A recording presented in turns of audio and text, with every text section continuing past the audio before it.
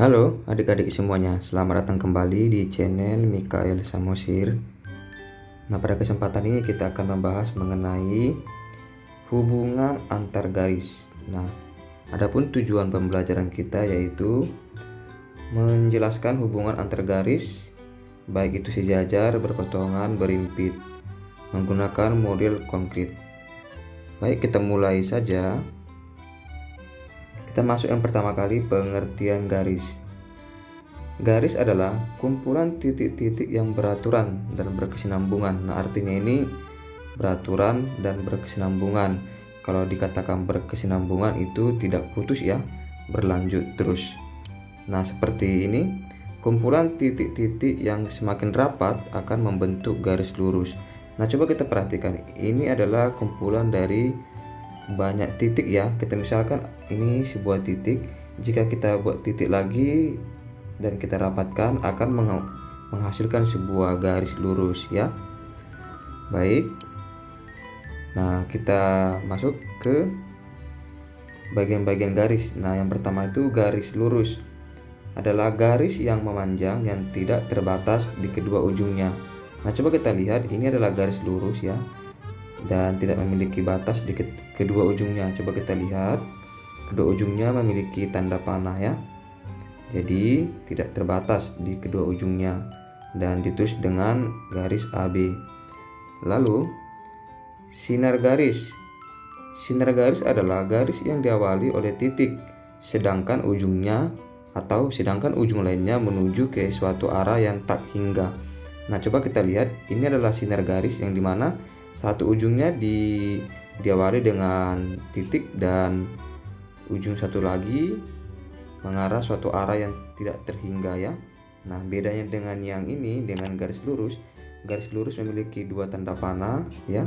Kemudian kalau di sini ada satu titik dan satu tanda panah. Kemudian sinar garis dituliskan dengan garis AB. Nah, bedanya di sini tanda panahnya tetap ada dua ya di sini, sedangkan ini satu. Lalu segmen garis atau ruas garis adalah garis yang dibatasi oleh dua titik. Nah, coba kita lihat. Nah, di kedua ujungnya itu hanya ada titik ya, berbeda dengan garis lurus dan sinar garis. Nah, ruas garis ditulis dengan garis AB. Nah, bentuknya seperti ini, tidak ada tanda panah dan tidak ada titiknya. Baik, kita lanjut lagi. Garis vertikal yaitu disebut juga garis tegak atau garis yang mengarah ke atas dan ke bawah, itu adalah garis vertikal ya, garis tegak. Kemudian garis horizontal disebut juga garis mendatar. Nah, ini sering disebut dengan garis yang mengarah ke kiri dan ke kanan ya. Kita masuk ke hubungan dua garis. Nah, hubungan dua garis itu yang pertama garis sejajar. Tidak akan berpotongan walaupun garis diperpanjang. Nah, contohnya itu ini. Ada garis P dan garis Q ya. Notasi garis sejajar yaitu lambangnya seperti ini. Nah, ini misalkan rel kereta api. Jadi kalau garis sejajar itu kita contohkan saja seperti rel kereta api yang lurus ya. Ditulis P sejajar dengan Q. Nah, ini ya. Kemudian sifat-sifat garis sejajar. Coba kita lihat. Nah, melalui satu titik di luar garis, hanya dapat ditarik tepat satu garis yang sejajar dengan garis tersebut. Nah, di luar titik ini hanya dapat kita tarik satu garis saja. Nah, itu dianya sifat-sifat garis sejajar. Kemudian, jika suatu garis memotong salah satu dari dua garis sejajar, maka garis tersebut juga akan memotong garis yang kedua. Nah, jika salah satu garis ini dipotong, maka garis yang kedua juga akan dipotong. Nah, yang memotong itu adalah yang garis yang warna hijau ya.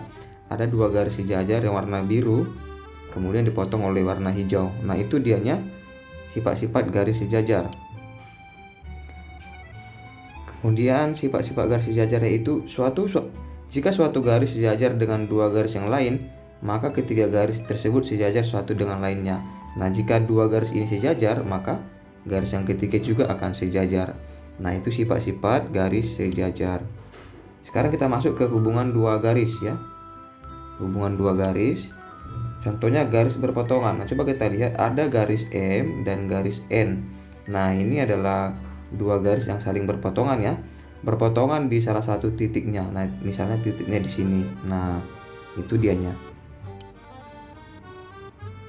Berpotongan tegak akan membentuk sudut 90 derajat ya, berpotongan tegak lurus.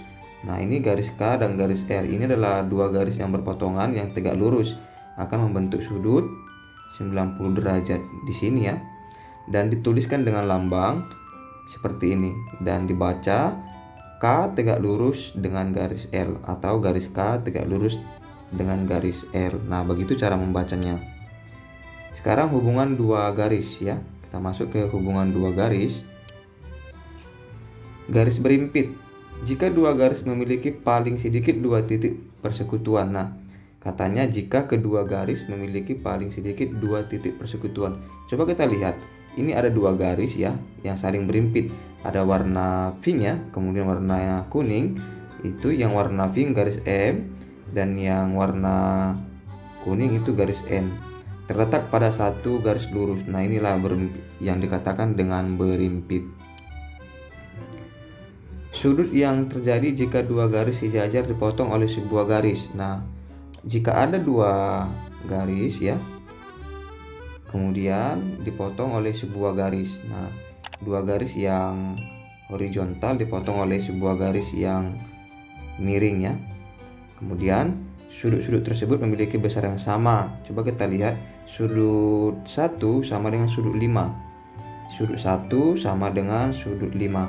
Jadi ini dengan ini sama. Kemudian itu yang dikatakan dengan sudut yang sehadap ya. Dia sama-sama menghadap ke sini. Nah, ini dan ini. Kemudian sudut 2 dengan sudut 6. Sudut 2 dengan sudut 6 dia menghadap kemari ya. Lalu sudut 4 dengan 8. 4 dengan 8. Nah, ini menghadap ke bawah ya. Jadi itulah sudut yang sehadap. Lalu sudut yang berseberangan. Coba kita lihat sudut 3 dan sudut 5.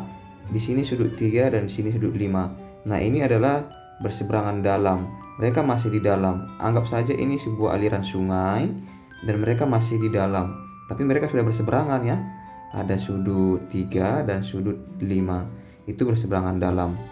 Lalu sudut-sudut yang bertolak belakang. Nah, yang dikatakan bertolak belakang berarti saling membelakangi ya.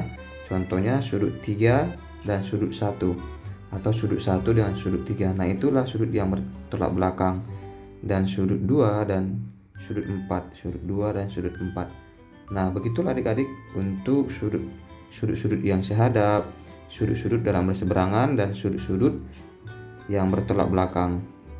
Nah, untuk pembahasan mengenai hubungan dua garis atau beberapa garis cukup sampai di sini. Jika adik-adik masih bingung, nanti cantumkan di kolom komentar ya. Nanti kakak akan coba respon. Terima kasih untuk pertemuan kali ini. Sampai jumpa di materi berikutnya.